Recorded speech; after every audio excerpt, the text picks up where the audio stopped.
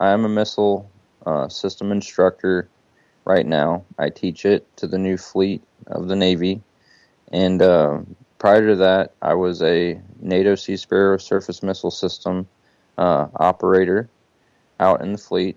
And, we went through very, very rigorous training, electronic training, troubleshooting, operation, everything. We have detailed schematics on how our system actually works, all the way down to how the circuitry of all these circuit cards that run our system are laid out. And, like you said, I can't get into anything super specific, but I will tell you that with my missile system, we have the ability to track something, 50 nautical miles away with our radar that we use for this missile system. And as far as this specific missile system goes, the way it essentially works is, let's say we're tracking some enemy aircraft, and it's, 45 nautical miles away, which is over, 50 miles away. First of all, you have to understand that our radar, the beam width on it is only 2 degrees from its point of origin, which is the radar itself. And it's a fire control radar, which means that it's not like a normal search radar that just spins all day arbitrarily. It's a tracking radar. So it stays fixed to the target that it's tracking. It's not sweeping it, every few seconds. It's looking right at it all the time. That's how we maintain our track. So you have to ask yourself, okay, well, it's a 2-degree pencil beam. It's looking at something 45 nautical miles away. That's not possible if the target was flying at 100, 200 foot off the ground. That should still be, well below the horizon of a curved model.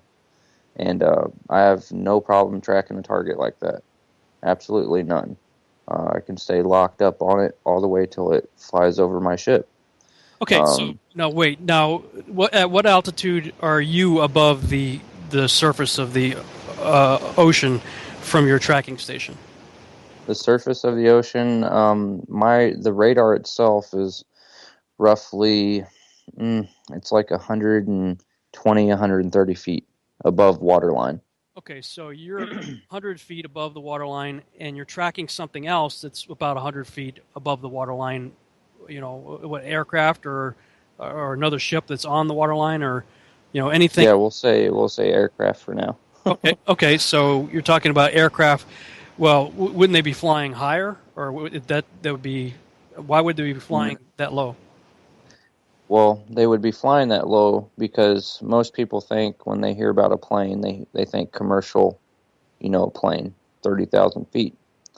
However, when I'm talking from a perspective of my weapon system, it's meant to shoot down bad guys. And what do bad guys do? They take a low-flying profile and they sea skim off the surface of the water. Reason for that is because they like to defeat the blind zones in, a radar's wave propagation. The closer they can fly to the deck or the water line, the more, invisible they are on a radar. So that's why I say 100, 200 foot. Okay, so then if it's flying about 100 feet off the deck, then it's flying pretty close to level to where the height of your radar system. Then. Yes. So we're talking, give or take, fairly even ground on both ends at a distance of 45 nautical miles. I just punched up a nautical to statute mile converter. That's about 51.7 statute miles away, which on a ball that's just ridiculous. 50 miles on a ball would be 1,667 feet below the curvature. But yet, now, is this a line of sight deal, or is this this pencil radar you're talking about? It is a line of sight radar. The argument always comes up. Well, it's radar refraction off the ionosphere, in the atmosphere. And that's always the argument with like major wideband search radars. Well, guess what? Mine's not a search radar. It's a fire control radar, which means that it has to be so accurate it's used to determine our intercept point for the target that we're shooting at. And it has to maintain a direct line of sight lock on the target to actually strike it with radio frequency and then receive that reflected radio frequency back into our receiver and maintain the track on the target. Wow, that's just at the very least, it is proving that if we are on a ball, it's way bigger than what we've been told. So no matter what, we've been lied to. Yep. So, okay, so this thing, this pencil beam, this is tracking something, and you're actually watching something 50 statute miles away at roughly the same altitude as you are. So, that alleviates the question of, well, maybe you're higher, so you've got a greater field of view or whatever. You're tracking something that's about the same level. Correct. Wow. Yep. And that's just one aspect of it all. Okay. I can go into more detail than that. Bring it on. Whatever else you're able to share, bring it on. All right. So, for instance, we got the tracking of the target out of the way. Now, NATO Sea Sparrow's missile system works upon a semi-active doctrine. And for any of those technical buffs out there, you probably know what I'm talking about. But the way our missile goes after a target, let's say we already established tracking it, let's say it's within our missile's engageability envelope now, which is only about 10 nautical miles, which isn't very far, I understand that. But let me hit people with this. When we shoot our missile is based upon what the reflected energy from the transmitter is. So that's how it goes after the target once it's in flight. It's a semi-active missile, meaning that it has to have a constant lacing, so to speak, of the target by that transmitter, by that that RF coming out. It has to have an external designation source. So at any point, if that designation source isn't tracking the target, then the missile is essentially blind, so to speak. So what that draws into it all is whenever that missile is in flight, there's absolutely no signals that are being sent to it that deal with the Coriolis effect. There's no signals that deal with curvature and dealing with, curvature trigonometry. It's based upon a planar model. Even our fire control computer, whenever NATO was established and came together as a big think tank to make this weapon system, it had 13 countries involved with it. And, several of these countries created different parts of the system, and it all got the name of weapons defense contractor by the name of Raytheon slapped on the title of it. And, when you look at this thing, the radar that calculates all this, the intercept points and, how fast the target's going, what our missile's doing, this computer, it comes from a Norwegian tank. That's the computer. So it's based upon old technology of firing artillery shots, which only deal with an X and a Y coordinate scheme. Okay. Which, for anyone that doesn't know, that's a flat model. That's not a curved model. Yeah, okay, so this system was taken from a ground-based deal. Now, that Coriolis thing, because one of the early pushbacks that I got when I first started looking into this was from infantry guys, and, guys are shooters, and they always were about the Coriolis effect, saying, long-range shooters always have to adjust for the Coriolis effect. But it seems to only apply to bullets, because what I could tell, it doesn't apply to missiles, it doesn't apply to cannonballs, it doesn't apply to, pretty much anything except bullets.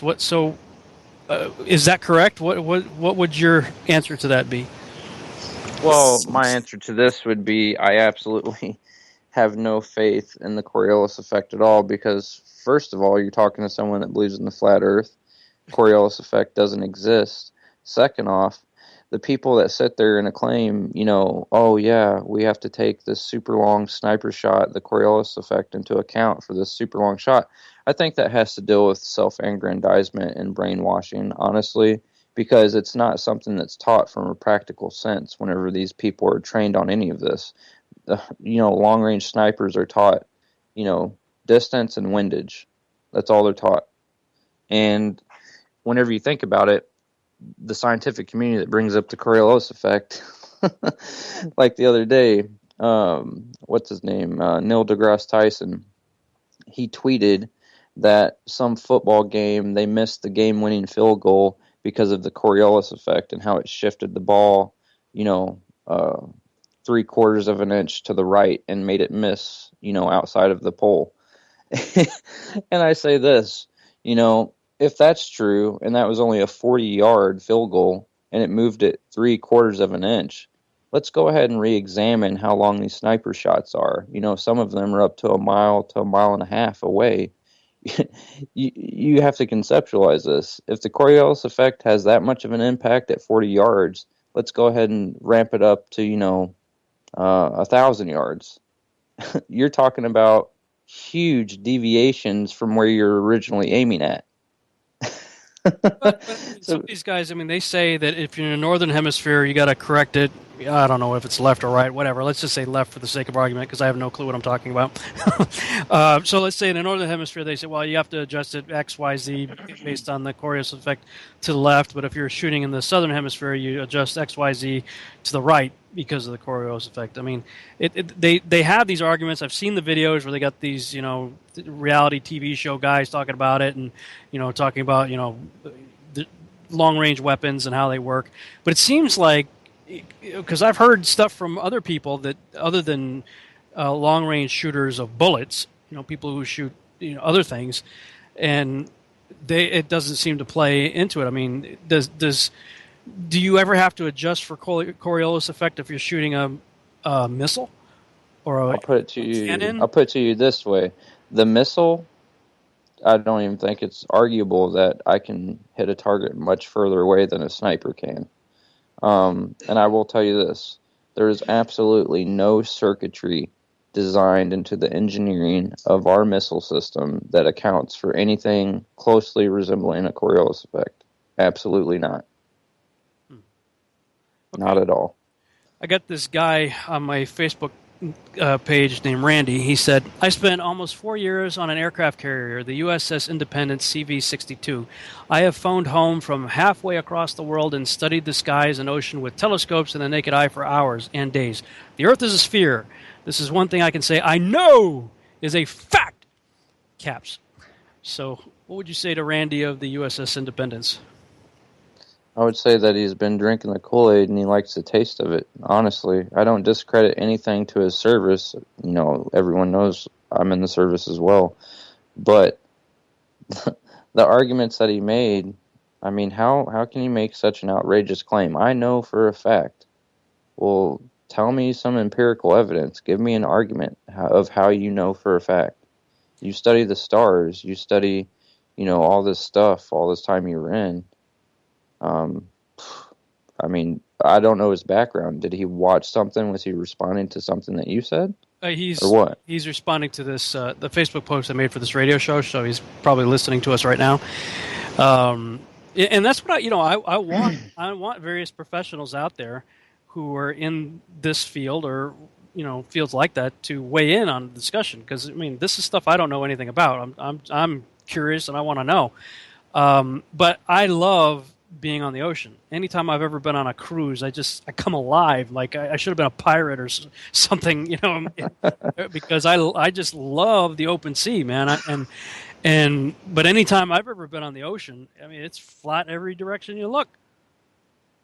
Yeah, and like I said, no offense to him at all, but you really need to re-examine things before people make outrageous claims. That they fire from the hip all the time.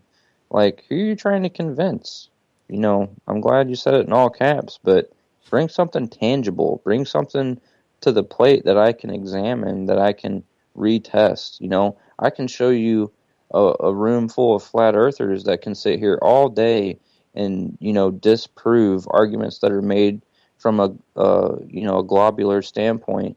But I can bring also a room full of globalists that can come into a room, and when you ask them to bring something tangible or debunk something that a flat earther brings up, and all they have is nothing tangible, nothing testable, unless you want to talk about how how they were raised as a person, because all they can spew out of their mouth is rhetoric and name calling and you're an idiot and all this other stuff. Like, I don't buy it anymore. You can sit there and trash talk all day long, but until you bring something to the plate other than preconceived notions and tantrums like a 10-year-old, I have no time for that. Well, everybody will show you NASA-based stuff, as their proof. Okay, let's go. Let's get back to your field of expertise. Okay. What else can you tell me from your experiences on the high seas and working with the equipment that you've worked with? Yeah, no problem. Another thing that I bring up, my weapon system, when we're aiming at a target, obviously people know that our ship pitches and it rolls because of the seas. So you have to take into account the pitch and the roll of the ship. That information has to be fed into our weapon system so we can stay on the target. Because if we didn't have a system that could feed into it like that, you got to think about it. If our ship takes a huge roll, our radar is no longer going to be pointed at the target because we moved in relevance to where the target was at. So what we use for that, to compensate for that, is this system. It's called Wizen 7, and it's a gyroscope. It's a laser gyroscope that feeds and updates our weapon system so they can maintain on the target. And for anything that knows anything about gyroscopes, for anyone that knows anything about it, they know that once a gyroscope is spooled up to its operating RPM, it has this really, really innate ability to counteract the effects of gravity and any type of precession on it. Meaning that once it's spun up, it maintains its relative plane. It does not care about any outside force at that point. And you think about it like this. Once it's spun up, our ship literally pitches and rolls around it. It maintains its flat plane. So that's how we stay on the target. So if this system fails, you have to consider this. If it doesn't work the way I know it works, then there's no way we can stay on a target when we're in heavy seas and our ship's rolling all over the place. It's not possible. So, since I established that, I always say this.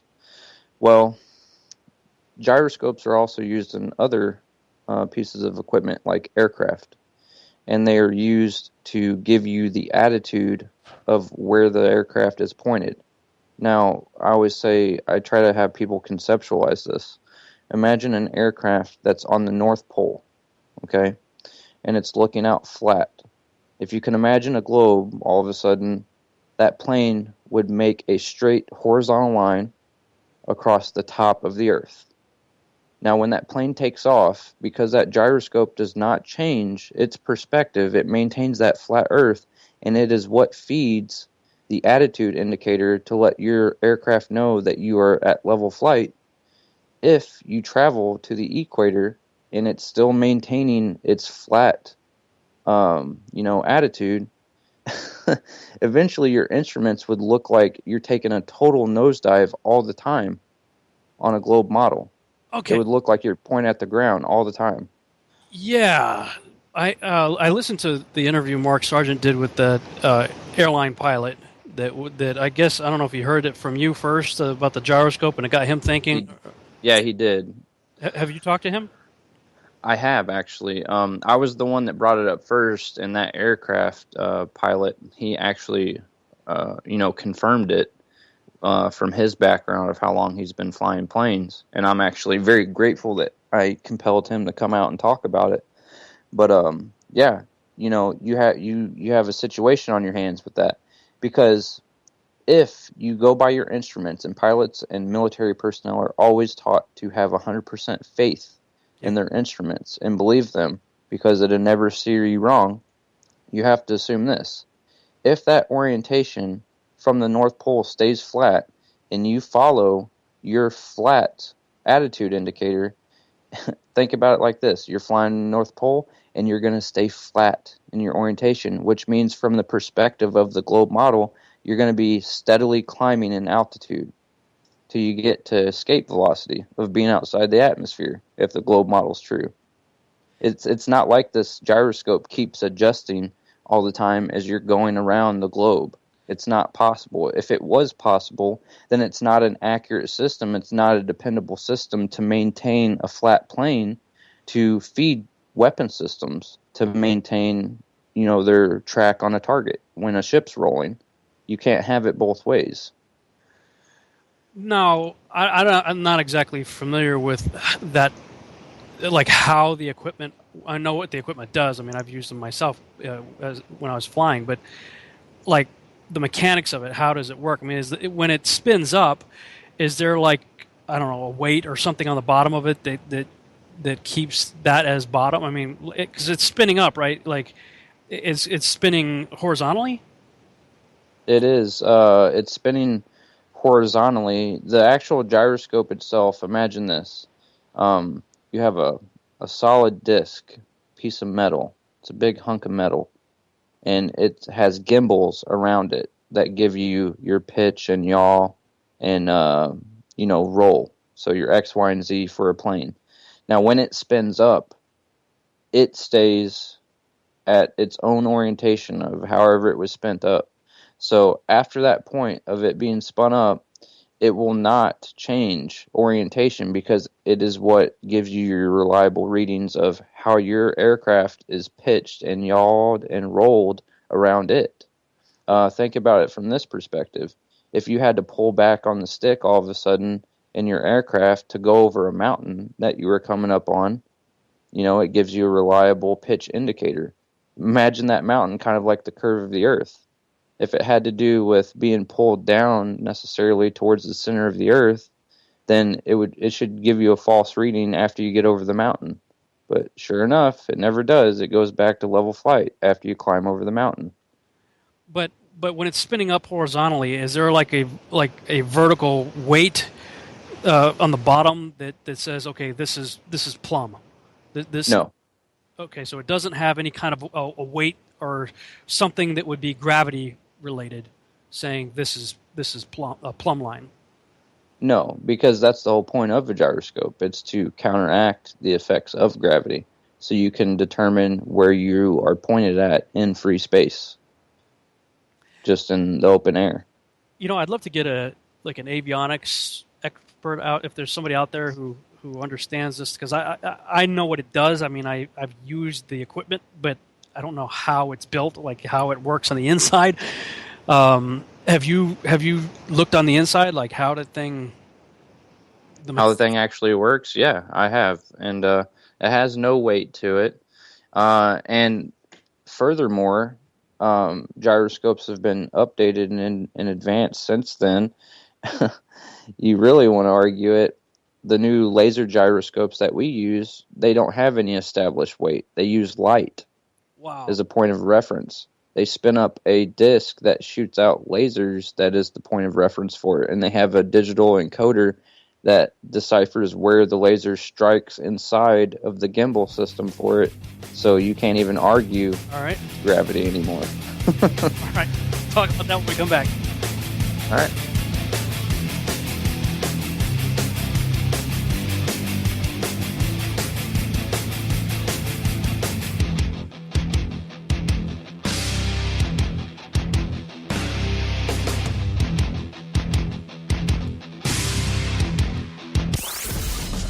X Squared with Brooks Agnew. Sundays on Truth Frequency Radio.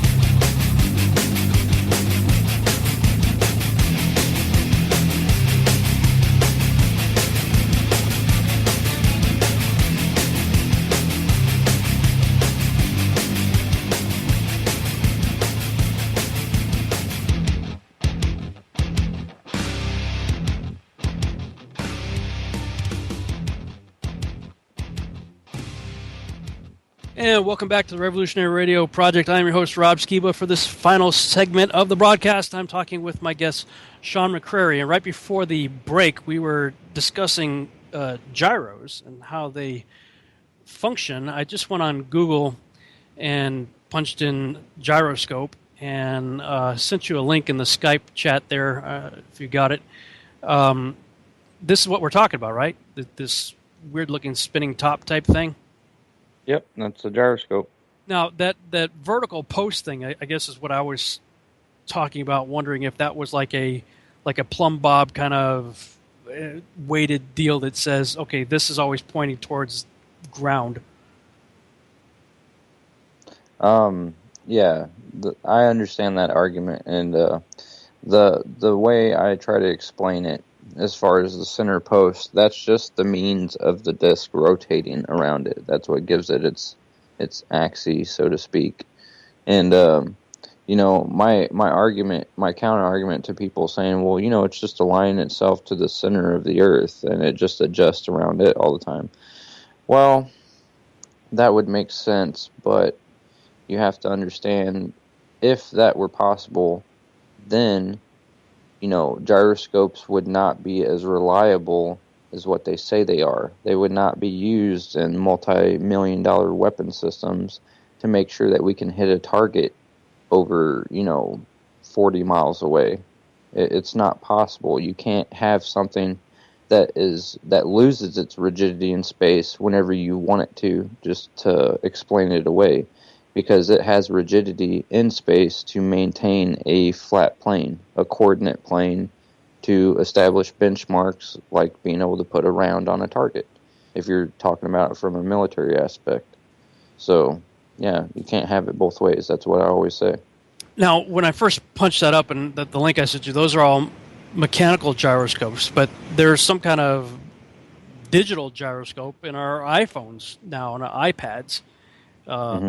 That it knows, what the attitude of the device is. So, is what's going on with that? What type of devices, electronic gyroscope going on in the iPads and iPhones and stuff? That is not an electronic gyroscope. It's actually called an accelerometer, which is a little bit different. It has the ability to maintain a level perspective. Basically, imagine a long cylinder, okay? And in the cylinder, you have a metal ball. Wherever the metal ball rolls back and forth, on the bottom of the cylinder, there's little outputs that say, "Oh, the ball's over this part." Gotcha. Depending upon where the phone is pitched, and all it has is a back and forth and a left and right cylinder that measures, this ball going back and forth, and that's how those phones work like that. Okay, gotcha. Yeah, I was fascinated by that. So that whole discussion. I mean, so you brought it up. Then did Mark get you in contact with the other guy? How did you guys and you're an instructor, so you're talking about missile. You're a missile systems instructor, and this guy is a flight instructor. How did you guys end up connecting? Honestly, he figured out about me through Mark's interview, and I guess he'd been watching for a little while before that, before I came along. But yeah, we just reaffirmed a bunch of each other's different viewpoints on this subject. And, I'm going to be honest with you, I have absolutely no experience in flying other than the fact of, I've messed around with simulators, very sophisticated simulators, but still simulators nonetheless. However, the equipment that's used in, naval warships is the exact same principle theory equipment that's used in aircraft to give the same result. So I feel like I can still speak on it from the perspective of being in the military and dealing with this equipment that deals with my equipment that I work on every day. And, he saw that, and he saw the validity to me bringing it up. And, Yeah, it was just great. He absolutely confirmed everything I said and everything I thought about the topic. And I've done more and more research on it myself. And yeah, I always try to keep in close-knit ties with everybody that has something to bring to the table on that subject. I try to collaborate as much as I can. I've got a ball that I bought at, I don't know, Walmart or someplace. That when I don't know if you saw the video I did where I debunked myself. Rob Skiba debunks Rob Skiba, where I did this experiment in the hallway of my office complex.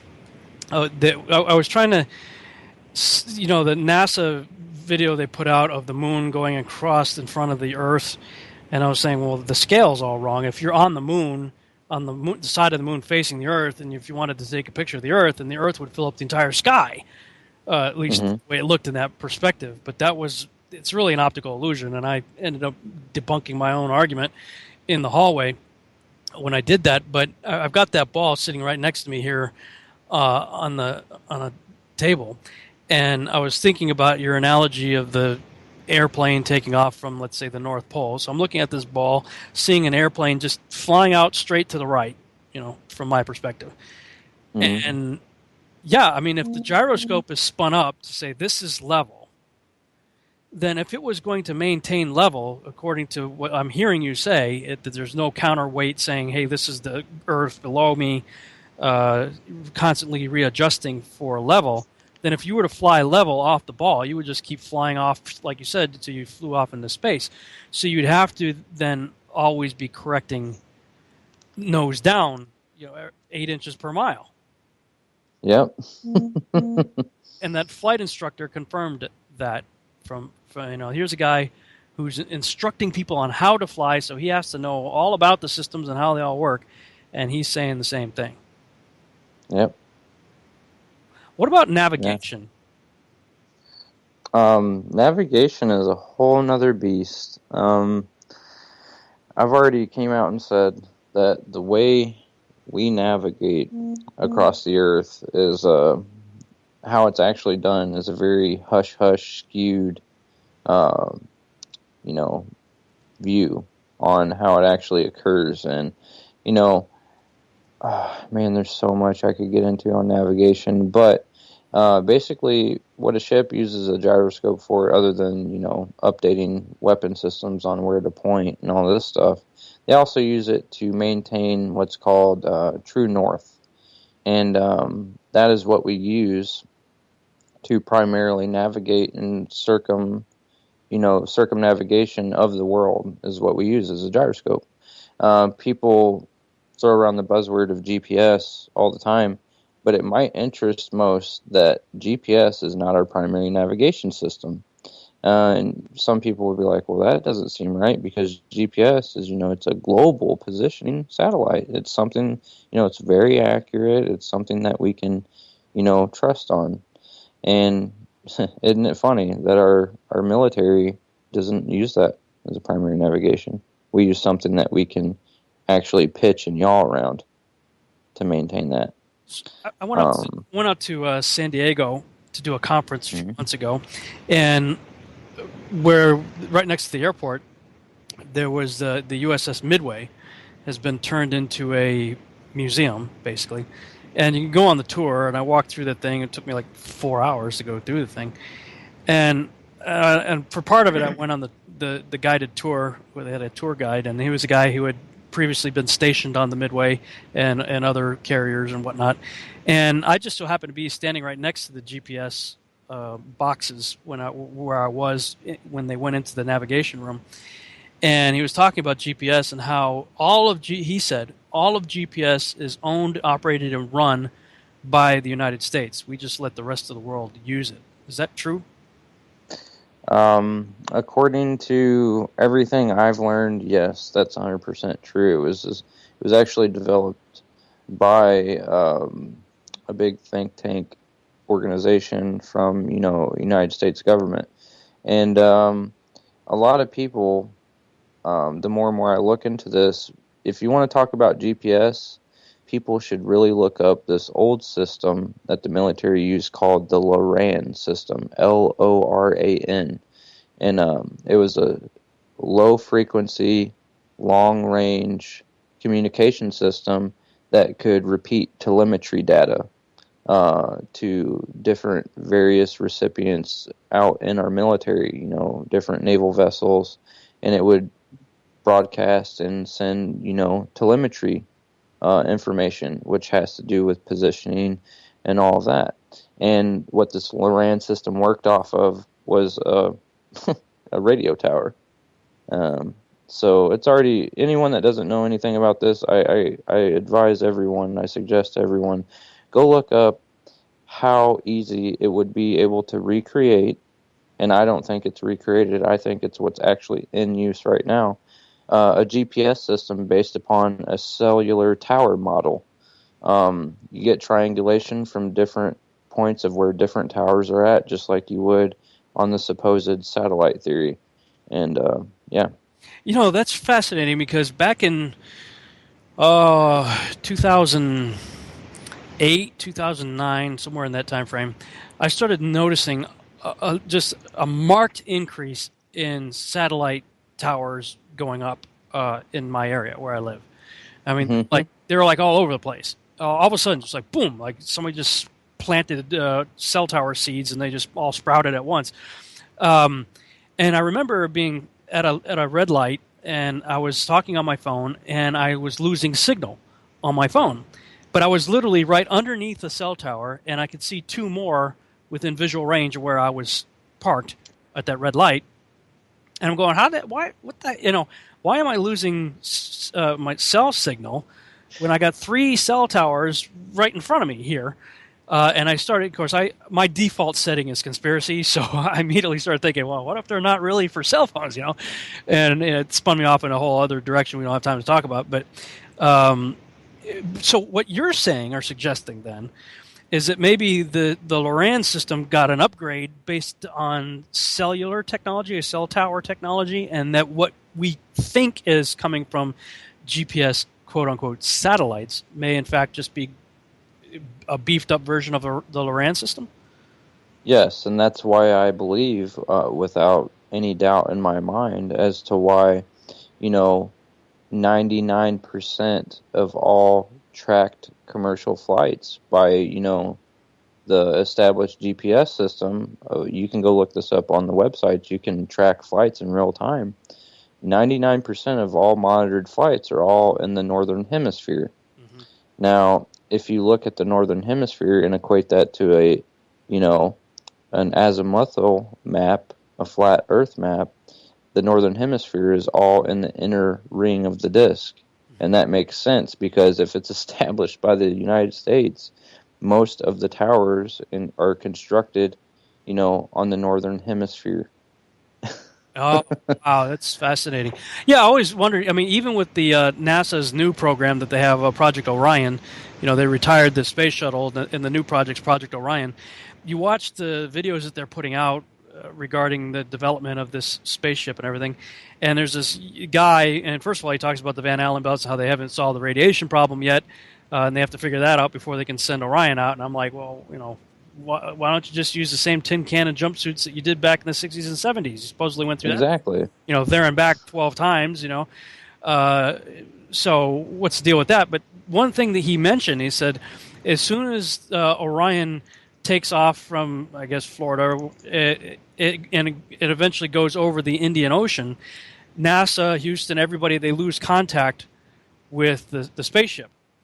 For a period of time, and then all of a sudden everything comes back on when it comes back around or whatever. But that's been the same with the space shuttle. It was the same with the Apollo and Mercury, Gemini, all of them. They lose signal with the space capsule as soon as it goes out over the Indian Ocean. I always found that really odd, especially if there are satellites up there and they're up in space where the satellites are.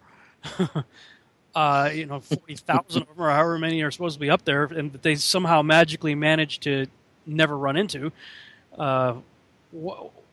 I mean, something's clearly up with that. I know some people say that you, I've looked at the websites where the airplanes do disappear in the southern hemisphere. Mark's talked about it with the long haul video and whatnot, where You can watch a ship take off from Chile or someplace, an airplane take off, and about an hour out on its flight, it disappears, and then all of a sudden it reappears, much later, about an hour away from its destination on the map. But in the middle, it's not there. Now, others have claimed, and I have yet to see it for myself, but others have claimed that there are different websites out there that do track them going across the southern hemisphere. So I don't know. I don't know what to think about that.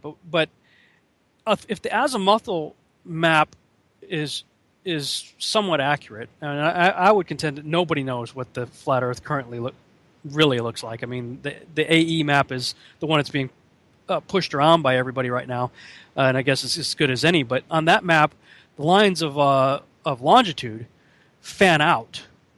So your latitude lines are still the same, but your longitude lines, it would seem to me that, like on a ball, everything's pretty much standardized, I guess. In fact, the longitude lines start to converge and get narrower as you get closer to the bottom of the ball. But on the azimuthal map, they fan out. So what's the real world observation of the longitudinal lines when you're navigating at sea in the southern hemisphere?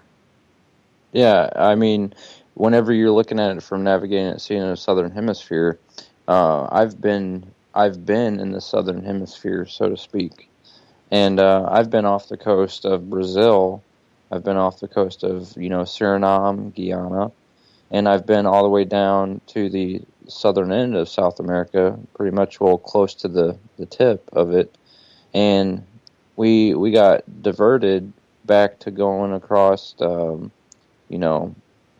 the Pacific Ocean.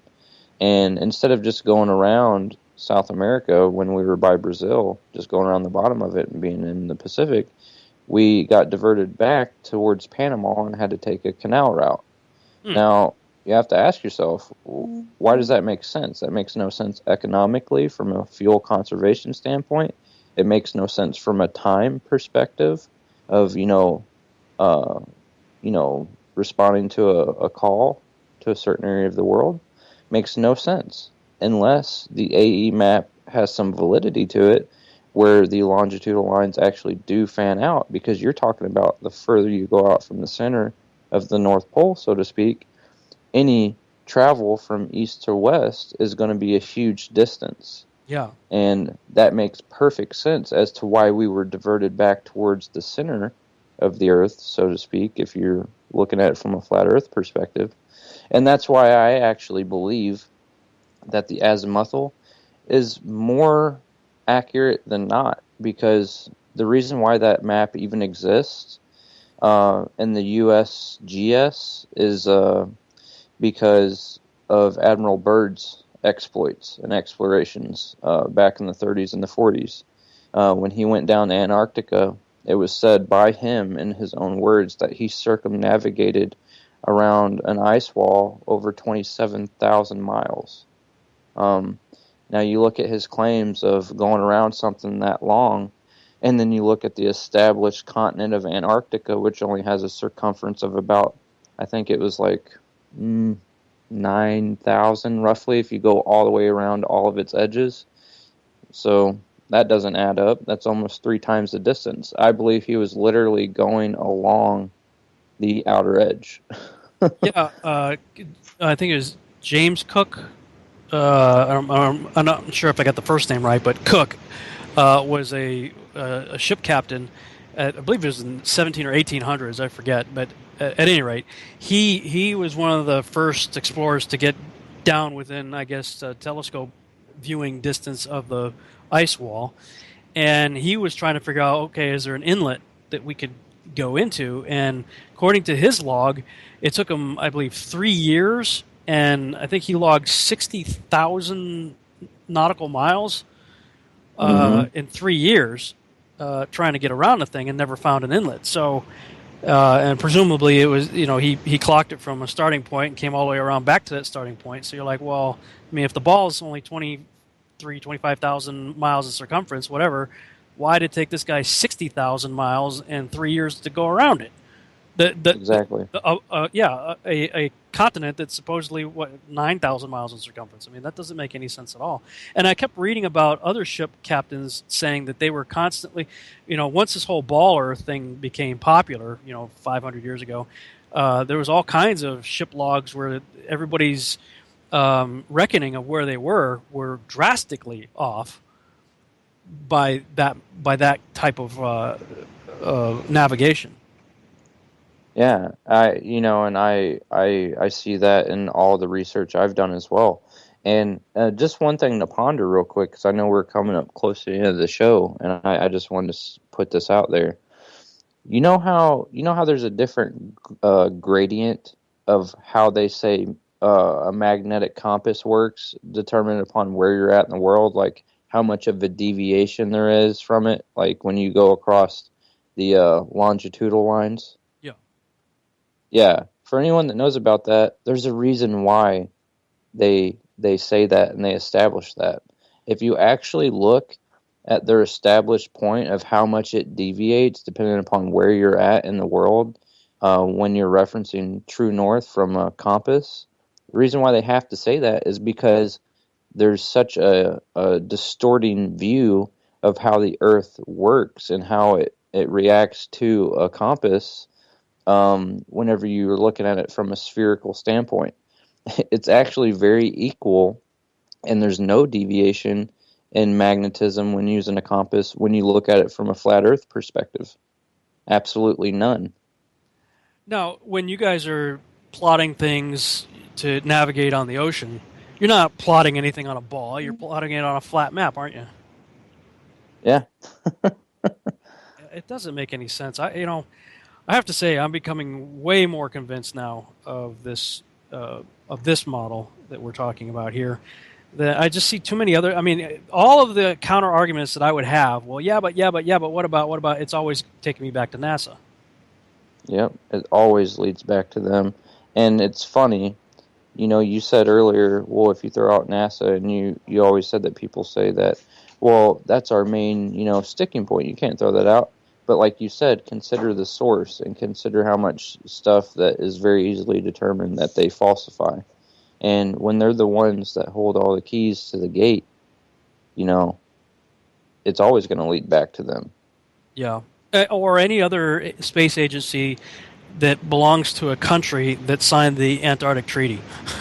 Yep, exactly. They would all have to be in on it at that level. If what we're saying is true, if we are in fact on a circular, still flat Earth, as the Bible clearly says that we are, then everybody that was down there around the time of Operation Deep Freeze and thereafter, when they all left there and signed the Antarctic Treaty, and then NASA was created, from that point on, anybody that was involved with that would have to be, quote, in on it. So that means that all of their space agencies would be just as not trustworthy as NASA, in my opinion. Yep, and I think so much time has elapsed at this point that it's not so much that people, even at the middle echelons, are really trying to hide it from a malicious standpoint. It's the fact that so much time has passed, the implications of it all have been blurred and grayed out over time. It's very compartmentalized nowadays. Yeah, and nobody's thinking about it. Exactly. It's just like 9/11, and 9/11 is like the gateway to all of this stuff, because when your mind is open to the reality of an evil world out there, and that like 9/11 was an inside job and all that, your mind is open to realize that we are being lied to on a regular basis. And compartmentalization solves so much of the problems, because after 9/11, sort of people started questioning. All of a sudden, you had architects and engineers and pilots and firemen for truth. Here are people who, in their respected fields, that they understand very well. I said, wait a minute, that can't happen. I understand this very well. That can't happen. And I think now that the door is starting to be open, and this is like the most Google analytic hit that I think right now, if you analyze what's going on Google right now, it's got to be flat Earth. So anybody else out there who are professionals in what they do and who are open now to questioning this stuff, just like the architects and engineers were with 9/11, I know Mark has put the call out. I'm going to put the call out too, man. I want to hear from you. I want to hear what you have to say. And we're running out of time now. We got about a minute left, minute and a half or so. So I'll let you close out whatever you'd like to say. And if anybody can contact you, let them know how to do that. All right. I'll just say this. If you want to contact me, I'll plug my email right now. It's Sean McCrary, SeanMcCrary 42445 @gmail.com.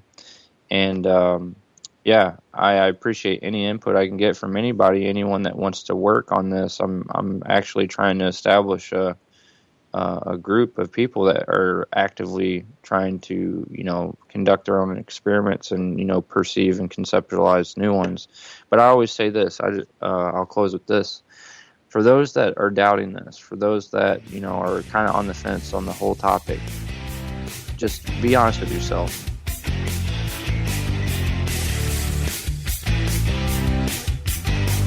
Other than that, have a good night.